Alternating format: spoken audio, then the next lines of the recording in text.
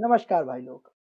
आज हम लोग पढ़ने जा रहे हैं हम लोग का बीएलएलबी 7 सेमेस्टर का इंटरनेशनल लॉ एमजेपीआरयू की चीज़ों के बारे में। ठीक है, हम लोग पर्टिकुलर कई टॉपिक्स को पढ़ेंगे क्योंकि ये हम लोग की जो वीडियो की सीरीज़ है काफ़ी लेट हो गई, क्योंकि मैं बहुत दिनों से सोच रहा था मुझे फेस रिवील करना चाहिए नहीं करना चाहिए, लेकिन एक तरीके पे मुझे समझ में आया कि फेस रिवील से होता है कि आप चीज़ों को अच्छे से, मेरे फीलिंग्स को या मेरे इमोशंस को अच्छे से आप जान पाएंगे कि मैं किस वे में मतलब आपको किस वे की तरफ मैं ले जाना चाह रहा हूँ किसी भी पर्टिकुलर चीज़ को बताते हुए, किसी भी पर्टिकुलर चीज़ को जानने में। क्योंकि आप लोग जज बहुत करने लगते हैं कि आप यहाँ पे हंस रहे थे, आप यहाँ पे बोल रहे थे, आप यहाँ पे कर रहे थे, क्योंकि वो नहीं, कोई बात बताते हुए किसकी क्या फीलिंग्स हैं, कहीं कहीं पे मेरी फीलिंग्स, मेरी विचारधारा अलग हो जाती है, किसी की विचारधारा अलग होती है, तो कहीं पे मतभेद हो जाता है।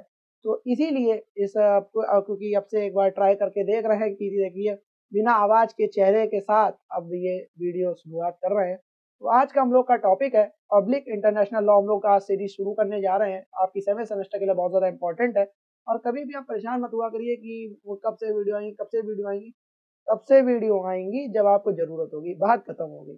चक्कर में नहीं पड़ा जाता है कि वीडियो कब से आएगी, वीडियो तब से आएंगी जब हमें लगेगा कि हाँ आपको अब ज़रूरत है, तब से वीडियो बनाएंगे। तब तक चिल करो, एंजॉय करो, कॉलेज के स्टूडेंट्स हो आप लोग। खैर, तो अंतरराष्ट्रीय विधि वास्तव में विधि नहीं है। क्या बोल रहा है कि अंतरराष्ट्रीय जो विधि है या जो इंटरनेशनल जो लॉ है वो वास्तव में विधि नहीं है, वो विधि नहीं है, बल्कि नैतिक वन के आचरण की एक संहिता मात्र है। बल्कि क्या है, एक नैतिक वन के आचरण, यानी जो नैतिक वन होता है उसके आचरण की एक संहिता मात्र है। इसकी विवेचना करनी है। एक एक लाइन बोली गई है कि जो अंतरराष्ट्रीय जो इंटरनेशनल लॉ है वो वास्तव में कोई विधि नहीं है, लॉ नहीं है, बल्कि नैतिक वन जो होता है उसके आचरण की एक संहिता मात्र है। विवेचना करनी है, तो विवेचना हम लोग देखेंगे, धीरे धीरे चलेंगे। देखो, अगर कोई भी चीज यहाँ पे एक पर्टिकुलर चीज को मैं बता दे रहा हूँ, अगर यहाँ पे कुछ चीज कट हो जाए या पे दिखे ना, तो मेरी बातों से आप उसको अंदाजा लगा लेना, मैं धीरे धीरे ऊपर बढ़ाता चलूंगा। तो ये हो सकता है उस वीडियो के कैप्चरेशन में कुछ चीजें छूट जाए, लेकिन मैं बोल रहा हूँ तो उसको आप ध्यान से सुन लेना। मैं एक ही लाइन 3-4 बार रिपीट करता ही हूँ वीडियो में, ठीक है। खैर, तो आगे चलते हैं कि जो बोल रहे थे हम, जो बोलने का ये बात थी, हाँ, कि अब शुरू करते हैं कि विवेचना अंतरराष्ट्रीय विधि वास्तव में विधि नहीं है, बल्कि नैतिक वन के आचरण की एक संहिता मात्र है। इसको पढ़ना है आपने। जो ये कथन दिया है वह पुराना एक चर्चित विवादास्पद दावा है। नीचे सरल भाषा में हम लोग उसको करेंगे और नीचे रिवीजन चार्ट भी उसके बारे में हम लोग पढ़ेंगे, ठीक है। दावे का भाव और उसके पक्ष में तर्क, यानी कि दावे का भाव और उसके पक्ष में तर्क, क्यों कोई कह नहीं सकता कि यह विधि नहीं बल्कि एक नैतिक संहिता है। अब इसके जो दावे का भाव है और उसके पक्ष में तर्क है, जो दावे का भाव दिया गया उसके पक्ष में हमें तर्क देना है कि क्यों कोई कह नहीं सकता कि यह विधि नहीं बल्कि नैतिक संहिता है। कैसे? केंद्रीकृत सार्वभौमिक शासन का अभाव रहा है हमेशा। जो केंद्रीकृत है, सेंट्रलाइजेशन, जो एक सार्वभौमिक शासन था, यानी जो एक तरीके से जो शासन कर रहा था उसका अभाव हमेशा रहा है। क्योंकि जो राष्ट्रीय कानून में एक संप्रभु राज्य यानी सॉवरन होता है, राष्ट्रीय कानून में एक क्या होता है, संप्रभु यानी सॉवरन राष्ट्र राज्य होता है, जो कानून बनाता है, लागू करता है और साथ ही साथ उसमें प्रवर्तन भी करता है, उसमें बदलाव भी समय के साथ साथ करता रहता है, ठीक है। अंतरराष्ट्रीय क्षेत्र, यानी जो अंतरराष्ट्रीय क्षेत्र में एक ऐसी स्पष्ट, यानी कि एक ऐसी क्या है, स्पष्ट सार्वभौमिक संप्रभुता नहीं है। अंतरराष्ट्रीय क्षेत्र में एक ऐसी एक स्पष्ट सार्वभौमिक संप्रभुता नहीं है।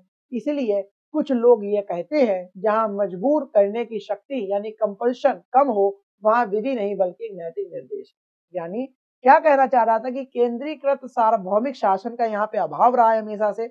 और कैसे रहा है कि जो राष्ट्रीय कानून में एक संप्रभु राज्य होता है, क्या होता है, संप्रभु राज्य होता है, यानी कि सॉवरेन एक राष्ट्र होता है या जो राज्य होता है जो कानून भी बनाता है, लागू करता है और साथ ही साथ उसमें अमेंडमेंट यानी कि प्रवर्तन भी करता रहता है समय के साथ साथ। अंतरराष्ट्रीय क्षेत्र में या जो इंटरनेशनल एक क्षेत्र होता है उसमें एक ऐसी एक स्पष्ट यानी सार्वभौमिक संप्रभुता नहीं है। अंतरराष्ट्रीय क्षेत्र में एक ऐसी स्पष्ट और एक सार्वभौमिक संप्रभुता, सॉवरेनिटी नहीं है।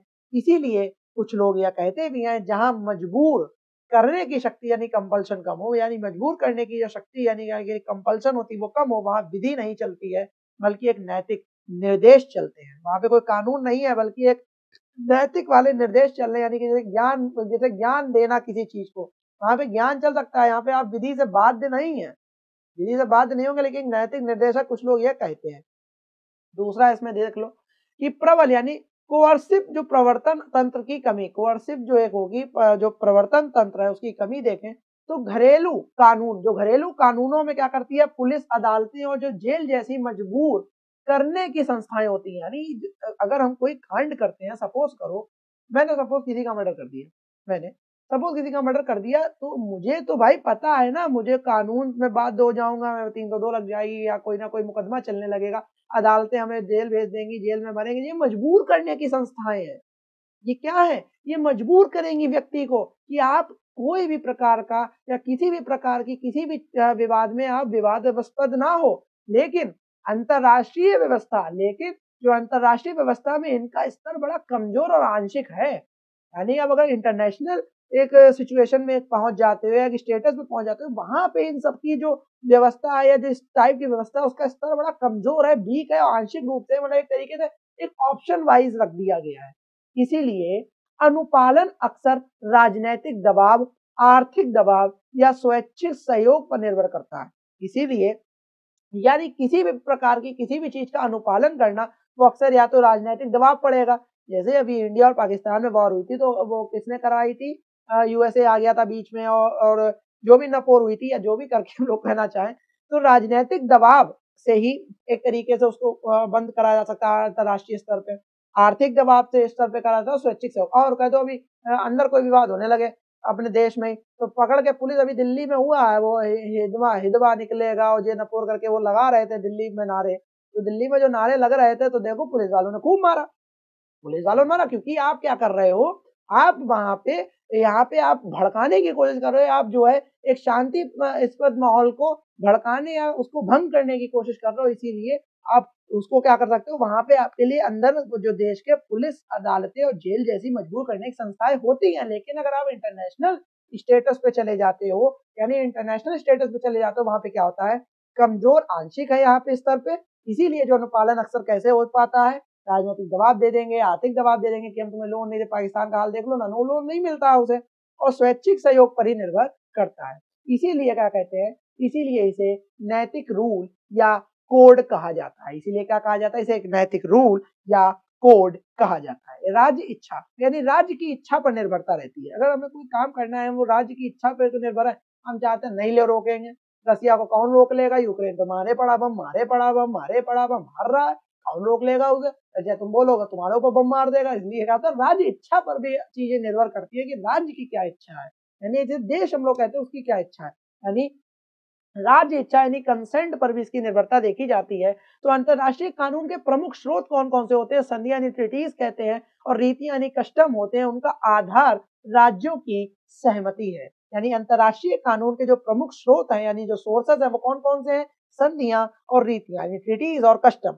उन्हीं का आधार क्या है, राज्यों की सहमति है, जहां कानून का औचित्य यानी कमान से नहीं बल्कि स्वीकृति से आता है। यानी जहां कानून का जो औचित्य है वो कमान से नहीं, उसको आप कंट्रोल करके नहीं बल्कि स्वीकृति से ही उसको आता है।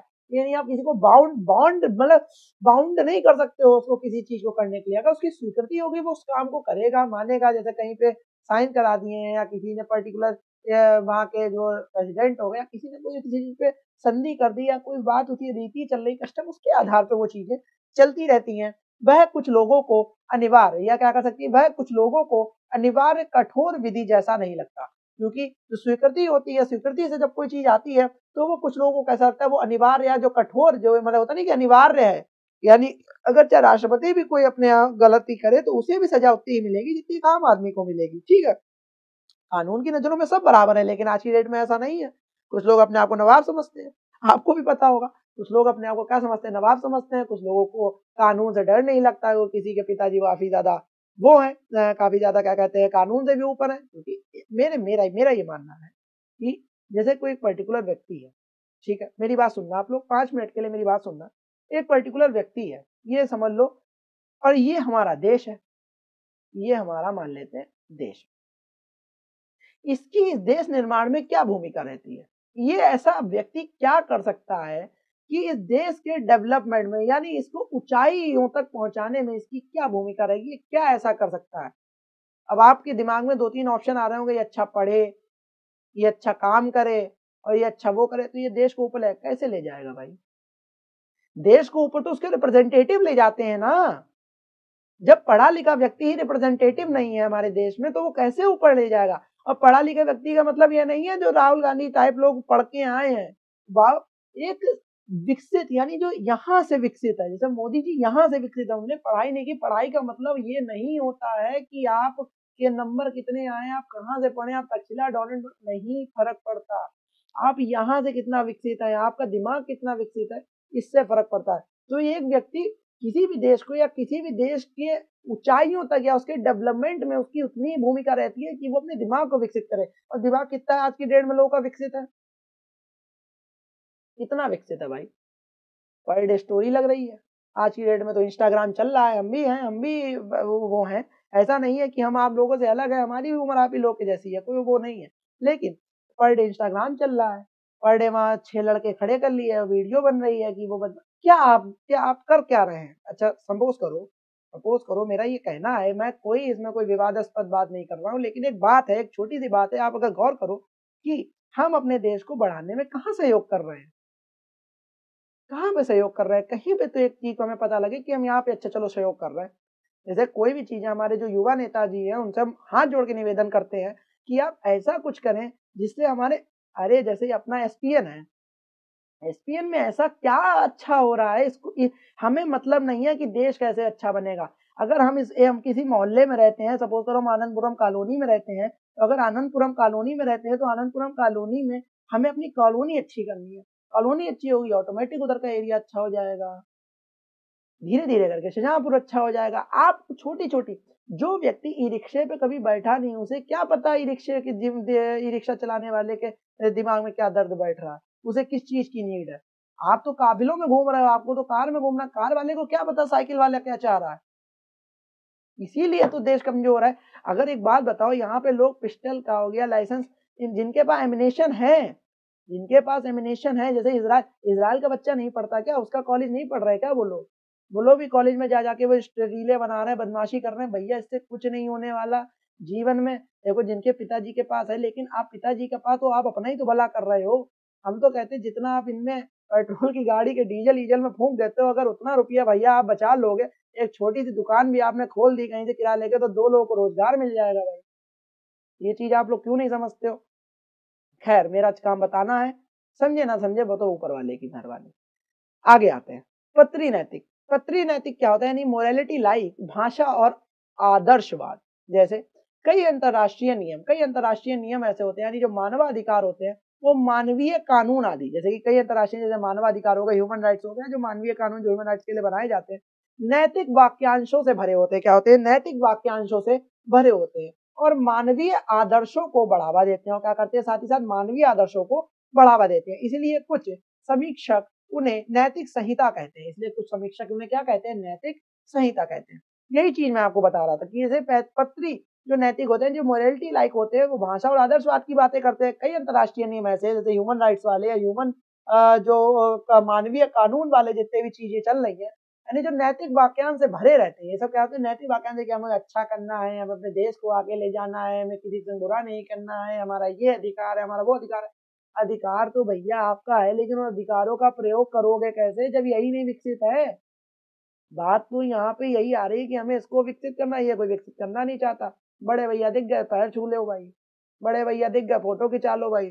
कभी मेरा भाई किसी ने आज तक एक बंदा दिखा दे इसने आवाज उठाई हो कि कोई बड़े नेताजी हैं, आप उनके पास जा रहे हैं पर डे, ठीक है, आपने आज सुना कि रिक्शे वालों को भैया 15 रुपए किराया नहीं मिलता, सब उनसे 10 रुपए की गुहार लगाते हैं। जबकि बजट में एक बार पास हो गया था, बजट में निकला था कि रिक्शे वालों को, जो ये चलाने वालों को 15 रुपए किराया है कहीं भी जाने का, लेकिन लोग 10 रुपए देते हैं। जब ये चीजें उन लोग के मुंह से बयां होती, यही तो आप बताओगे, यही तो आप, और सोशल मीडिया का जमाना है। आप तो पर डे कोई मुद्दा गड्ढा है किसी की गली में, लोग उससे गिर रहे हैं, लोग फूट रहे हैं, आप उसकी वीडियो बना के डालो, वो चीज ठीक होगी। सोशल मीडिया पे जब आप रेस करोगे, यही तो आपका काम है। इसी को तो यूथ पावर इसी को ही कहते हैं। आप यूथ पावर का काम ही नहीं ले रहे हो।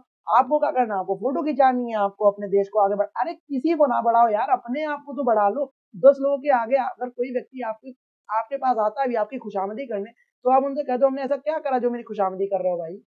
हमने आपकी जीवन में ऐसी क्या वैल्यूज ऐड करी जो आप मेरी खुशामदी कर रहे हो। ये सवाल का जवाब आप हर व्यक्ति से पूछा करो। अगर आपके पास पद है तो आपके पद की वैल्यू है, आपके पास लोग है तो आपके लोग की वैल्यू है। अगर वही लोग आपसे हट जाए, वही पद आपके पास हट जाए, कौन आपकी वैल्यू करेगा भाई? कोई नहीं करेगा। ये रियलिटी है। आप इतिहास उठा के देख लो, इतिहास में रियलिटी है कि पद की वैल्यू होती है, इंसान की कभी कोई वैल्यू नहीं होती। राष्ट्रपति हैं द्रौपदी मुर्मू जी को पहले कौन जानता था जब तो राष्ट्रपति नहीं बनी थी?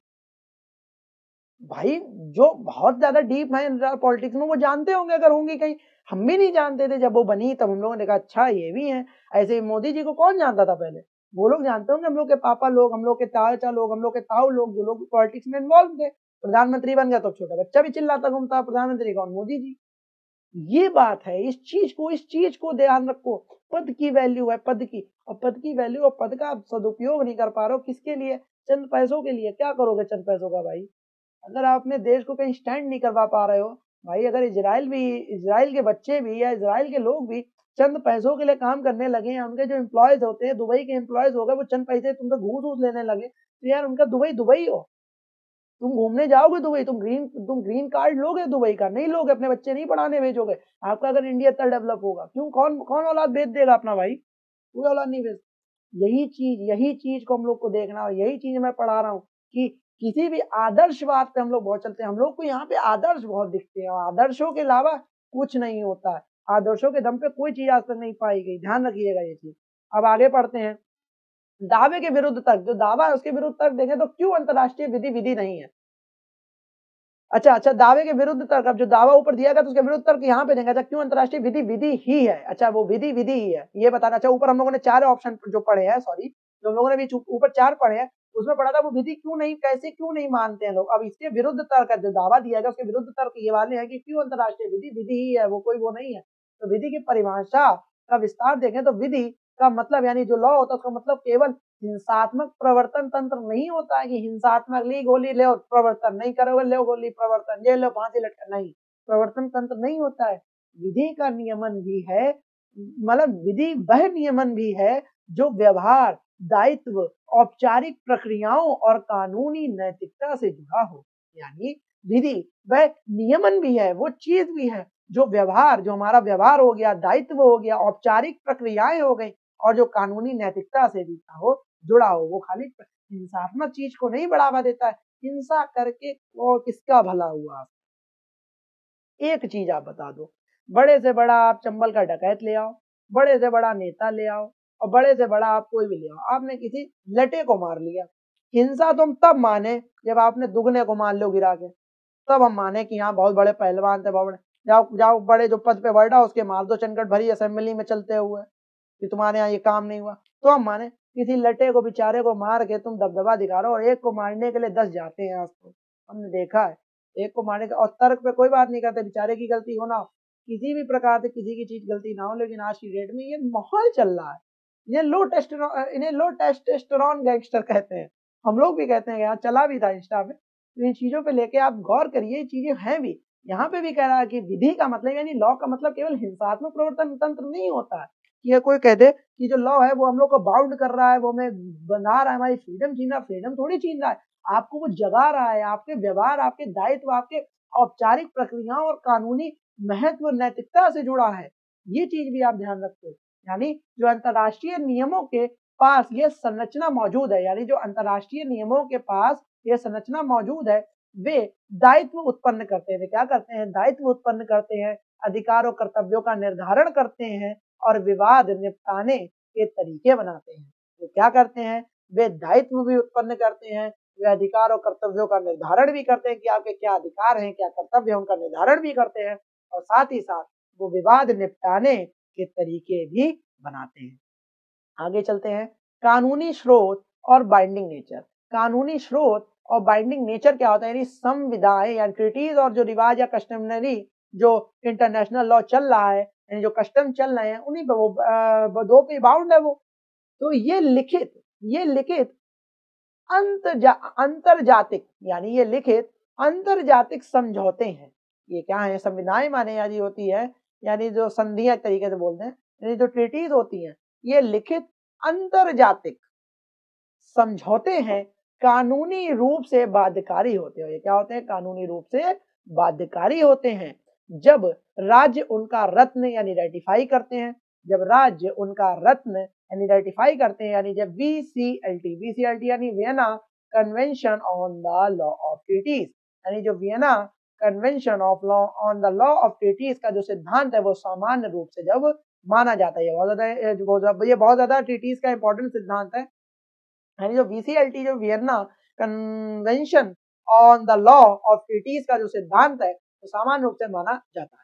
अब रिवाज देख लेते हैं। रिवाज क्या होते हैं? जो कस्टमरी इंटरनेशनल लॉ होता है, लगातार राज्य व्यवहार, अब लगातार जो राज्य का व्यवहार चलता आ रहा है, प्लस ओपिनियो ज्यूरिस, ऐसा व्यवहार कानून के रूप में करने का विश्वास, जब वो जुड़ते हैं यह भी बाइंडिंग होता है, यह भी बाइंडिंग होता है।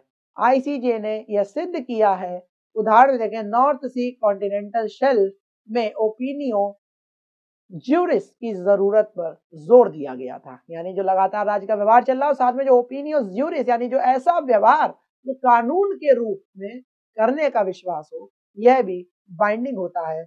आईसीजे ने यह सिद्ध किया है, उदाहरण में देखें तो नॉर्थ सी जो कॉन्टिनेंटल शेल्फ था उसमें ओपिनियो ज्यूरिस की जरूरत पर जोर है। खैर आगे चलते हैं, तो न्यायालयों के निर्णय और अंतर्राष्ट्रीय संस्थाएं कौन कौन सी हैं? जो न्यायालयों के निर्णय देखे अंतर्राष्ट्रीय संस्थाएं कौन कौन सी, तो आईसीजे के आदेश अंतर्राष्ट्रीय ट्रिब्यूनल्स जिन्हें कहते हैं के निर्णय, WTO का डिस्प्यूट सेटलमेंट, ये सब कानून के लागू होने के सबूत है, यानी कि जो इंटरनेशनल चीफ जस्टिस है शायद आईसीजे का जो आदेश होगा, उसके साथ साथ अंतर्राष्ट्रीय ट्रिब्यूनल यानी जो ट्रिब्यूनल्स के जो निर्णय होते हैं और जो WTO का जो डिस्प्यूट सेटलमेंट होता है, ठीक है, ये सब कानून के लागू होने का सबूत है। साथ ही साथ आगे चलते हैं, विवाद निवारण और लागू करने के यंत्र देखें, तो विवाद निवारण और लागू करने के यंत्र क्या है? अंतरराष्ट्रीय स्तर पर भी अदालतें और संस्थाएं मौजूद हैं। अंतरराष्ट्रीय स्तर पर भी देखा जाए तो अदालतें और जो संस्थाएं वो मौजूद हैं। आईसीजे, WTO पैनल्स, जो एपिलिएट बॉडी होती है यानी जो यद्यपि जो विवादित है, ICC and ad hoc tribunals यानी ICTY, ICTR, क्षेत्रीय मानवाधिकार अदालतें जो हो गई, European court of human rights, साथ ही संयुक्त राष्ट्र सुरक्षा परिषद के जो निर्णय होते हैं यानी जो चैप्टर 7 को वैधानिक शक्तियां इसमें मिली हुई है। ठीक है, जैसे आर्थिक प्रतिबंध या सैन्य उपायों की मान्यता इसमें दी गई है। चौथा क्या बोल रहा है कि नागरिक या राज्य अनुपालन के कारण या रीजन ऑफ कंप्लायंस, जो कंप्लायंस होता है यानी क्या होगा इसमें, राज्यों द्वारा अनुपालन केवल नैतिकता के कारण नहीं होता। राज्यों के द्वारा जो अनुपालन होता है वो केवल नैतिकता के कारण नहीं होता है, बल्कि आपसी लाभ यानी जो रेसिप्रोसिटी जो होती है, प्रतिशोध से डर, प्रतिष्ठा, रेपुटेशन, आर्थिक लाभ और साथ में सजा भी, और संस्थागत बाध्यता यानी इंस्टीट्यूशनल ऑब्लिगेशन के कारण होता है। ये सभी कानूनी प्रणाली के व्यावहारिक आधार है। ये सभी क्या है? कानूनी प्रणाली के एक व्यावहारिक आधार है। आगे चलते हैं, अंतरराष्ट्रीय आपराधिक दायित्व। अब अंतरराष्ट्रीय आपराधिक दायित्व को भी पढ़ लो भाई, क्योंकि जो न्यूरमबर्ग था, उसके बाद न्यूरमबर्ग नाम था उसका, उसके के बाद से व्यक्तिगत आपराधिक दायित्व भी स्वीकार हुआ। यानी न्यूरमबर्ग के बाद क्या हुआ, उसके बाद से जो है व्यक्तिगत जो आपराधिक दायित्व है उसको भी स्वीकार हुआ, वह भी स्वीकार हुआ। यह दिखाता है कि नियम केवल नैतिक अपील नहीं होते हैं, यही दिखाता है कि नियम केवल एक नैतिक अपील नहीं है, आदर्शवादी अपील नहीं है, बल्कि आपराधिक दायित्व भी स्थापित करते हैं, मतलब अपराध की श्रेणी में भी आते हैं। आईसीसी का निर्माण इस दिशा की में और ठोस कदम है, और जो आईसीसी का निर्माण करा गया वो इस दिशा में एक और ठोस कदम साबित होगा, और वो है घातक सीमाएं। देख लो, तो घातक सीमाएं कौन कौन सी हैं? अंतरराष्ट्रीय विधि क्यों कमजोर लग सकती है, क्यों लग सकती है, पर यह पूरी तरह नैतिक संहिता नहीं बनाती। मतलब उसे कमजोर लग सकती है आर्थिक अंतरराष्ट्रीय विधि, लेकिन यह पूरी तरीके से नैतिक संहिता नहीं बनाती है ये। जैसे कि शक्ति राजनीति यानी पावर पॉलिटिक्स क्या होता है, शक्तिशाली राज्य अक्सर नियमों को अपनी नीतियों के अनुसार मोड़ने में सक्षम रहते हैं। शक्तिशाली राज्य जैसे यूएसए, रशिया, वो अपने हिसाब से ही नीतियों को मोड़ने में हमेशा सक्षम रहते हैं, पर यह नियमों की अनुपस्थिति नहीं बल्कि असमान प्रवर्तन है। ठीक है, ये अनुपस्थिति नहीं है, लेकिन एक असमान प्रवर्तन अमेंडमेंट होता है। ठीक है, संस्थागत असंगति और संघर्ष। एक संस्थागत असंगति और संघर्ष को देखें तो कई संस्थाएं, कई कानून और जटिल प्रक्रियाएं इससे प्रभावशीलता घट सकती हैं। यानी कई ऐसी संस्थाएं होती हैं और कई क्या होते हैं, ऐसे कानून होते हैं और जो जटिल प्रक्रियाएं होती हैं वो इससे प्रभावशीलता घट सकती है। जैसे कि पर यह विधि ना होना का प्रमाण नहीं है, बल्कि विधि का विकेंद्रीकरण यानी डिसेंट्रलाइजेशन है। तो में देखें तो राष्ट्रीय कानून के साथ समन्वय की कमी देखें तो अंतर्राष्ट्रीय नियमों का घरेलू स्तर पर कार्यान्वयन अलग अलग देशों में भिन्न है। अलग अलग देशों में क्या भिन्न है, इसलिए प्रभाव में अंतर आता है। इसलिए क्या होता है, प्रभाव में यह अंतर भी आता है। ठीक है, समझ में आ गया। आगे चलते हैं। अब कुछ महत्वपूर्ण उदाहरण भी देखेंगे और साथ में केस भी देखेंगे, जिन्हें पढ़कर यह स्पष्ट होगा कि अंतर्राष्ट्रीय नियम कानूनी और बाध्यकारी होते हैं। इससे हमें पता लग जाएगा जो अंतर्राष्ट्रीय नियम होते हैं वो कानूनी भी होते हैं और बाध्यकारी भी होते हैं। जैसे कि इसमें देखना पड़ेगा हम लोग को पहला कि Corfu channel case. Corfu channel case यानी यूनाइटेड किंगडम वर्सेस अल्बानिया में 1949 में हुआ था। ICJ international chief justice repetition 4। राज्य दायित्व और अंतर्राष्ट्रीय कर्तव्य की बात इसमें करी गई थी। राज्य दायित्व और अंतर्राष्ट्रीय कर्तव्य की इसमें बात की गई। यानी आईसीजे का जो रूल कानूनी नियम का उदाहरण है। यानी जो आईसीजे का रूल है वो कानूनी नियम का उदाहरण है। नॉर्थ सी कॉन्टिनेंटल शेल्फ। 1969 बहुत ज्यादा इंपॉर्टेंट है। इससे तो कई सवाल पूछे जाता है। आईसीजे रेपटिशन 3 का था कि कस्टमरी इंटरनेशनल लॉ के गठन में स्टेट प्रैक्टिस और प्लस ओपिनियन और ज्यूरिस की आवश्यकता पर स्पष्टीकरण इसमें दिया गया था। बाद में military act, para military activities में देखें तो निकारागुआ वर्सेस यूनाइटेड स्टेट्स 1986 में देखें तो आईसीजे में क्या कहा गया कि गैर कानूनी हस्तक्षेप और कस्टमरी लॉ के उल्लंघन का निर्धारण यहाँ आईसीजे ने शक्तिशाली राज्य के खिलाफ भी कानूनी तर्क दिए थे। यानी शक्तिशाली राज्य था इसके खिलाफ भी एक कानूनी तर्क दिए थे मिलिट्री और पैरामिलिट्री एक्टिविटीज के लिए। ठीक है, यूएन चार्टर आर्टिकल देखें तो यूएन का जो चार्टर आर्टिकल है आर्टिकल 2 सब उसका सेक्शन जो उसके अंदर ही 4 होता है, सब सेक्शन 4 बोले आर्टिकल 2 कि राज्य में बल प्रयोग पर प्रतिबंध था। राज्य में जो बल प्रयोग पर था प्रतिबंध था, यह एक बाइंडिंग नॉर्म है और वैश्विक सुरक्षा प्रणाली का कानूनी आधार भी है। यह एक बाइंडिंग नॉर्म है और वैश्विक सुरक्षा प्रणाली का एक कानूनी आधार भी है। ध्यान देने के बाद है यह केस इंडिकेटिव है, अधिक केस और संदर्भ। ठीक है, आप अपनी क्या करो, पाठ्य पुस्तक से पढ़ लो। ठीक है, या जो आपने जो मटेरियल ले रखा हो आईसीजे रिपोर्ट से हम उसे जोड़ सकते हैं। ठीक है, साथ में अब हम लोग देख लेंगे निष्कर्ष। अब एंड पे आ गए इस पूरे टॉपिक के कि अंत में क्या क्या सारांश निकला या क्या कंक्लूजन निकला या क्या निष्कर्ष निकला। आधे कि निष्कर्ष यानी सारांश क्या होगा, अंतर्राष्ट्रीय विधि नैतिक संहिता मात्र नहीं है। अंतर्राष्ट्रीय विधि है वो नैतिक संहिता मात्र नहीं है, या एक वैधानिक लीगल व्यवस्था है। क्या एक वैधानिक लीगल व्यवस्था है, पर वह घरेलू कानूनी व्यवस्था जैसी केंद्रीकृत बल प्रधान व्यवस्था नहीं है। बेहतर शब्द देखें तो अंतर्राष्ट्रीय विधि एक विधि सुई जेनरिस यूनिक लीगल ऑर्डर है। नियमों, स्रोतों, प्रक्रियाओं और प्रवर्तन के अपने विशेष तरीके इसमें है। ठीक है, फिर व्यावहारिक रूप से इसकी प्रभावशीलता राज्य सहमति, शक्ति संतुलन, संस्थागत क्षमताओं और राजनीतिक इच्छा शक्ति पर निर्भर करती है। इसीलिए कभी कभी यह कमजोर दिखाई दे सकती है, पर यह उसी कारण से नैतिक कोड नहीं बन जाती क्योंकि इसके पास स्पष्ट कानूनी दायित्व और निपटान के उपयोग मौजूद है। ठीक है, अब यहाँ पे हम लोग का ये टॉपिक खत्म हो गया है। साथ में अब आपको अगर हम चाहें तो बता दें इसमें क्या क्या रिवीजन चार्ट में क्विक मेमोरीज के लिए आप देख सकते हो कि याद करने के पेपर के एक दिन पहले आपको फटाफट पढ़ना हो। परिभाषा देख लो, अंतर्राष्ट्रीय विधि क्या थी, राज्यों या अंतर्राष्ट्रीय संस्थाओं के बीच बने नियमों जो दायित्व और अधिकार तय करते हैं। यानी अंतर्राष्ट्रीय विधि को पूछे क्या है तो राज्य और अंतर्राष्ट्रीय, राज्य बोले अंतर्राष्ट्रीय जो संस्थाएं बोल दो, उनके बीच बने नियम है जो दायित्व और अधिकार तय करती है। इसके मुख्य स्रोत कौन से हैं, वीसीएलटी के अनुसार संधियां, ट्रीटीज और अंतर्राष्ट्रीय रिवाइजिंग कस्टम। तीसरा है सामान्य सिद्धांत और चौथा है न्यायिक निर्णय वैज्ञानिक ले। ठीक है, पक्ष में तर्क दें तो क्यों नैतिक संहिता जैसा लगे, यानी केंद्रित प्रवर्तन का अभाव रहा है, स्वीकृति पर निर्भरता रहती है, कमजोर संस्थागत प्रवर्तन है। विरुद्ध इसके तर्क दे क्यों वह विधि है ही, बाइंडिंग ट्रीटीज होती है, कस्टमरी लॉ, ओपिनियन, ज्यूरिस होती है, आईसीजे ट्रिब्यूनल्स होते हैं, यूएनएससी के उपाय है और आईसीसी डब्ल्यूटीओ रीजनल कोर्ट्स भी इसके लिए बनाए गए हैं। प्रमुख केस है कॉर्फू चैनल वाला, नॉर्थ सी कॉन्टिनेंटल वाला और निकारागुआ वर्सेस यूएस वाला 1986, 1949, 1969 वाला। निष्कर्ष बोलो, विधि सुई जेनरेस कानूनी परिभाषा पूर्ण करती है पर घरेलू कानून से भिन्न स्वरूप और प्रवर्तन क्षमता के कारण कमजोर दिख सकती है। याद रखने की ट्रिक देखेंगे, यानी कि क्या होगा, consent practice plus code international law बनाती है, जहाँ consent treaties practice custom courts और आईसीजे ट्रिब्यूनल्स को बताती है। ठीक है, यहाँ पे हम लोग का ये पूरा टॉपिक खत्म हो गया। मेरे हिसाब से आपको समझ में आ गया होगा। नहीं समझ में आया तो आपको पता आपको क्या करना है, 1.5x की स्पीड ला के एक दो वीडियोस को देखना और बहुत अच्छे से ये समझ में आ जाएगा।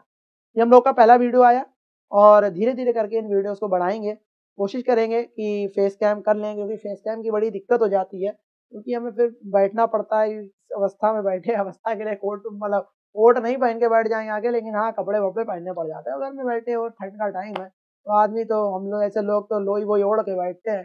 खैर आगे चलेंगे, ऐसे ही आती रहेगी वीडियो, परेशान होने की कोई आवश्यकता नहीं है। आपके पेपर्स के एक दिन के पहले पहले तक आपका सिलेबस कंप्लीट हो जाएगा, आपकी चिंता ही खत्म है।